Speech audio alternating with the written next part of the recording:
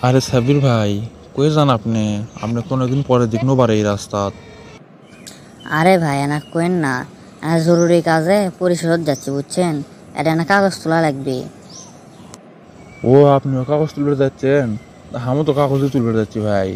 ওই না, এর বিষয়ে কাগজ লাগবে, বিদেশ যাবো তো, তাই না কাগজপত্র ভুল আছে, সেগুলো না সংশোধন করে তুলে নেওয়া লাগবে। তো সেগুলো বলে পরিশোধ গেলেই হবি, তাই ওটি যাচ্ছি ওই জন্যে। হ্যাঁ রে ভাই, পরিশোধ যে ভিড় হয়। গতকাল তো আমি গেছনু, যা সকাল 8টার সময় গেছি, বাড়িতে যাচ্ছি বিকেল 4টার সময়। এটা কাগজ তো দূরের কথা, আমার এটা লেখাও টাইপ হয়নি জানেন আপনি। এমন অবস্থা হয়ে গেছে, সেই ভিড়, মানে সবারই একসাথে কাগজে চাপ করছে। তা ভাই, কোন দেশে যাচ্ছেন আপনি? জামো বলতে এখনো ঠিক করিনি, কিন্তু এলাকা কাগজপাতি হাতে দেখেছে, কাগজপাতি মেলা ভুল আছে, সেগুলো ঠিক করা লাগবে। কাগজপাতি ঠিক না করলে তো আপনি হবালায় পড়ে যায় যদি হয়ও। এখন এরা দালাল ধরছে, দেখি কতখানি কি করবার পাই। টার্গেট আছে দুটো দেশ, এখন দেখি কোনটা যাওয়া যায়, যেটা যাওয়া যাবে সেটি ঢুকবো, কিছু তো করা লাগবে, ইঙ্গে বেকার বসে থাকলে তো আর হবালাই।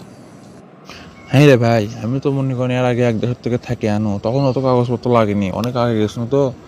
এখন যত যা লাগে এগুলো দেখে তো মাথা ঘুরে যাচ্ছে। আর এই প্রবাদ জীবন অনেক কষ্টের জীবন ভাই, চাইলেও কিছু করা যায় না ভাই। চোখের দেখা ছাড়া আর কোনো বুদ্ধিই নেই। আরে ভাই জানি, এই প্রবাদ জীবন হলো একটা জেলখানা। জেলখানার চেয়ে কম কিছু লয় ভাই। আমিও শুনছি, মানুষের মুখে তো অনেক শুনছি, কিন্তু কি করার, যাওয়া তো লাগবেই। দেশে থেকে তো আর কিছু করা যাচ্ছে না। দেশের সরকার হচ্ছে পড়াশোনা করো, কিন্তু পড়াশোনা করতে এত চাকরিও হচ্ছে না। চাকরি যদি হয়ও, তো আমার যদি চাকরি হয়, তো আমার সামনে যদি, মানে আমার পরিবর্তে অন্যজন যদি 10 লাখ টাকা টেবিলত হয়, তো আমার চাকরি তারও হয়ে যাচ্ছে।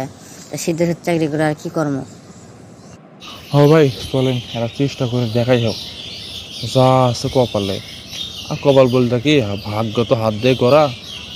তো দেখে শুনে ভালো দেশে যায়, নিজে এক দেশে যায় না, দেশগুলোর অবস্থা করলে খারাপ।